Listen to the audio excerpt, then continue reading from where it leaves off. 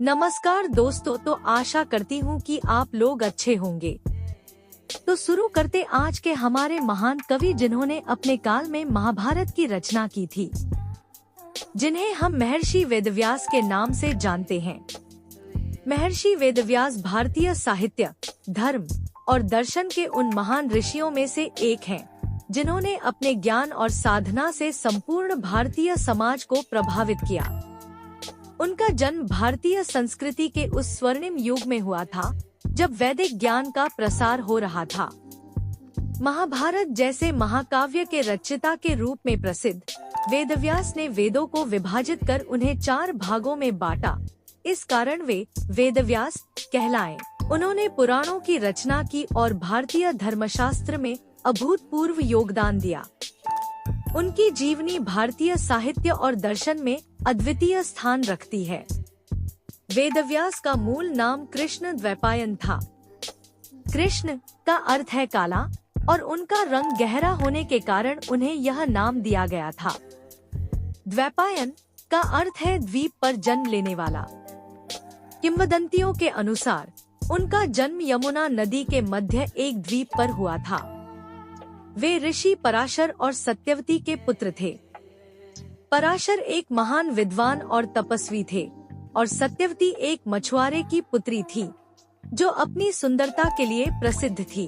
एक दिन पराशर मुनि ने सत्यवती को देखा और उनकी सौंदर्यता से प्रभावित होकर उनसे विवाह की इच्छा जताई। इस मिलन से कृष्ण द्वैपायन का जन्म हुआ, जो आगे चलकर महर्षि वेदव्यास के नाम से प्रसिद्ध हुए। वेदव्यास का जन्म काल अज्ञात है, लेकिन माना जाता है कि वे महाभारत काल के पूर्व थे। उनका जन्म भारतीय इतिहास के उन दिनों में हुआ, जब वैदिक परंपरा और ज्ञान का सर्वत्र विस्तार हो रहा था।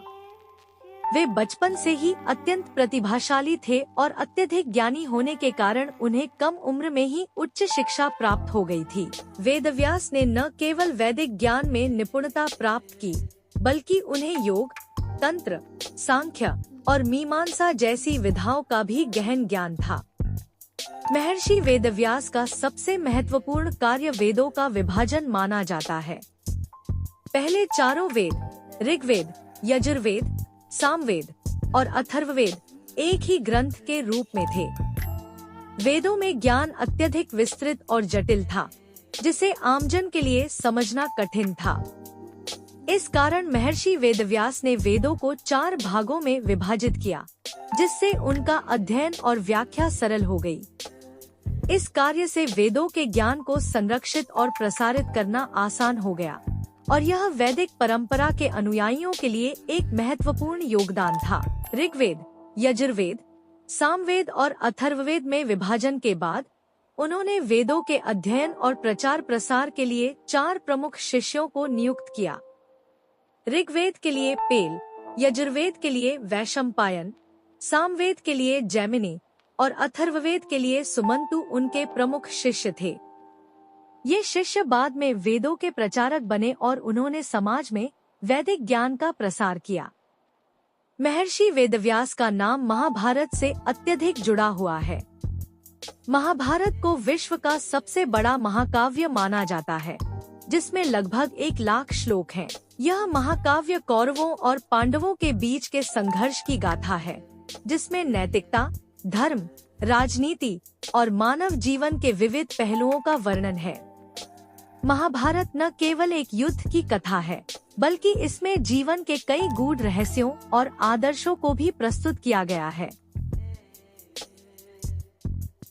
महाभारत की रचना का कार्य अत्यंत कठिन और विस्तृत था। किंवदंतियों के अनुसार महर्षि वेदव्यास ने इसे गणेश जी की सहायता से लिखा था। ऐसा कहा जाता है कि जब वेदव्यास महाभारत की रचना कर रहे थे, तब उन्होंने गणेश जी से इसे लिखने का अनुरोध किया। गणेश जी ने यह शर्त रखी कि वे बिना रुके लिखेंगे, और यदि वेदव्यास रुक गए तो वे भी लिखना बंद कर देंगे। तब वेदव्यास ने श्लोकों को अत्यंत गूढ़ और जटिल बनाया, जिससे गणेश जी को उन्हें समझने में समय लगे और इस प्रकार वेदव्यास को सोचने का समय मिल जाए। इस प्रकार महाभारत की रचना पूरी हुई। महाभारत में धर्म और अधर्म की गहन विवेचना है। यह महाकाव्य केवल युद्ध और राजनीति की कथा नहीं है, बल्कि इसमें जीवन की कई नैतिक और आध्यात्मिक शिक्षाएं भी समाहित हैं। इसमें भगवत गीता का उपदेश भी है, जो भारतीय दर्शन का एक प्रमुख स्रोत है। भगवत गीता में श्री कृष्ण ने अर्जुन को कर्म, धर्म और मोक्ष के गूढ़ रहस्यों का उपदेश दिया, जिसे आज भी हिंदू धर्म के प्रमुख ग्रंथों में स्थान प्राप्त है। महर्षि वेदव्यास को 18 पुराणों का रचयिता भी माना जाता है। पुराणों में विभिन्न कथाएं, दार्शनिक विचार और धार्मिक सिद्धांतों का वर्णन है, जो भारतीय संस्कृति और धर्म को समृद्ध बनाते हैं। इन 18 पुराणों में प्रमुख रूप से भागवत पुराण, विष्णु पुराण, शिव पुराण और मार्कंडेय पुराण आदि का नाम आता है। पुराणों में भगवान की विभिन्न लीलाओं, अवतारों और भक्तों की कहानियों का वर्णन किया गया है, जो धार्मिक शिक्षाओं को सरल और रोचक रूप में प्रस्तुत करते हैं। भागवत पुराण में भगवान विष्णु के अवतारों और उनके भक्तों की कथाएं हैं, जिनमें भगवान कृष्ण की लीलाओं का विशेष वर्णन है। भागवत पुराण की रचना के माध्यम से वेदव्यास ने भक्ति योग और भक्ति की महत्ता को प्रतिपादित किया। इस पुराण का हिंदू धर्म में अत्यंत महत्वपूर्ण स्थान है और इसे जीवन के उच्चतम सिद्धांतों और धार्मिक आदर्शों का स्रोत माना जाता है। वेदव्यास ने न केवल महाकाव्यों और पुराणों की रचना की, बल्कि उन्होंने भारतीय धर्मशास्त्रों का भी संपादन किया। उन्होंने ब्रह्मसूत्र की रचना की, जो वेदांत दर्शन का प्रमुख ग्रंथ माना जाता है। ब्रह्मसूत्र में वेदों के गूढ़ रहस्यों और अद्वैतवाद का प्रतिपादन किया गया है। यह ग्रंथ अत्यंत दार्शनिक और गूढ़ है, जिसमें आत्मा, परमात्मा और सृष्टि के मूल तत्वों का विवेचन है। वेदव्यास का योगदान केवल वैदिक और पुराणिक साहित्य तक सीमित नहीं है, बल्कि उन्होंने भारतीय धर्म और दर्शन को एक नई दिशा दी। वेदांत के सिद्धांतों का उनके द्वारा किया गया प्रतिपादन आज भी भारतीय दर्शन में अत्यधिक महत्वपूर्ण माना जाता है। अद्वैतवाद के सिद्धांतों के अनुसार आत्मा और परमात्मा एक ही हैं और दोनों में कोई भेद नहीं है।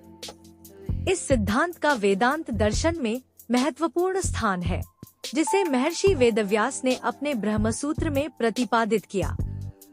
महर्षि वेदव्यास के ग्रंथ न केवल धार्मिक और दार्शनिक दृष्टिकोण से महत्वपूर्ण हैं, बल्कि वे जीवन की व्यावहारिक समस्याओं और उनके समाधान के दृष्टिकोण से भी अत्यंत महत्वपूर्ण हैं।